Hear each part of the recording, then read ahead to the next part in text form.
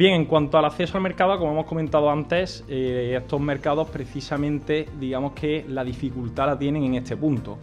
Vamos a hablar que primero de todo nos vamos a encontrar barreras comerciales salvables en muchos casos, porque vamos a hablar de que nos van a pedir una serie de certificaciones que van a ser de una dificultad media, baja o incluso a lo mejor en otras ocasiones alta, entre otras cosas, porque son países que suelen proteger mucho sus industrias locales, pero que entre esas barreras habría que destacar una principal, que es el sello halal. El sello halal, que no deja de ser un sello donde vamos a certificar que nuestros productos, nuestros servicios incluso, están conformes a la ley, a las leyes musulmanes. Son sellos que, como estábamos comentando, no son difíciles de conseguir, pero que sí son la puerta de acceso, ¿vale?, a estos mercados. Por un lado estaría ese sello halal, donde recomendamos conseguirlo, porque entre otras cosas nos puede abrir la puerta a otros países fuera de Oriente Medio, pero que tienen una población de musulmanes importante. Luego aquí cobra totalmente relevancia como un segundo punto dentro del acceso al mercado la figura del importador / partner estratégico. Creemos que son países y mercados donde tenemos que estar, presencialmente, y donde en ocasiones, incluso de manera legal, nos van a exigir tener ese socio local.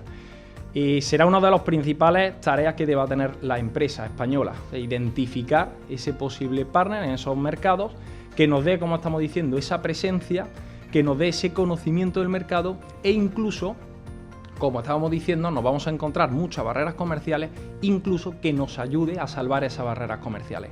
¿Por qué? Porque dentro de esas barreras comerciales nos vamos a encontrar que existe una falta de homogeneización en ciertas medidas arancelarias.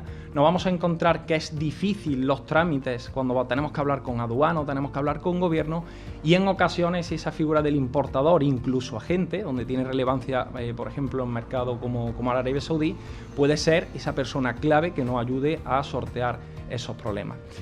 Por último, también podríamos hablar, dentro del acceso al mercado, los canales de distribución. Son países, estamos hablando de 3 países, cada uno tiene sus propias características, cada uno tiene sus canales de distribución peculiares. Podríamos destacar, por ejemplo, en Arabia Saudí, canales de distribución, sobre todo el de gran distribución. La gran distribución, supermercados, que estamos hablando, porque dentro de las características de este mercado en concreto estamos hablando de familias que son numerosas. Cuando estamos hablando de productos de consumo, de productos agroalimentarios, el volumen que se compra es importante. Es decir, es un canal a tener en cuenta. También se pone en relevancia, tanto en Arabia Saudí como especialmente en Emiratos, el canal de las colectividades. Estamos hablando de aerolíneas, ya sabemos que Emiratos es un centro específico también de todas las aerolíneas, donde demandan mucha cantidad de productos importados, y evidentemente también dentro de Emiratos estábamos hablando de esas colectividades, pero también nos vamos a encontrar esos microsegmentos, esos segmentos específicos, donde, al igual que hace unos años hablábamos más de los productos premium, gourmet, que se siguen demandando, aunque creemos no es un tamaño de mercado tan importante como se pueda pensar, pero sí sobre todo una tendencia estamos viendo actualmente clara sobre productos orgánicos y sobre productos ecológicos.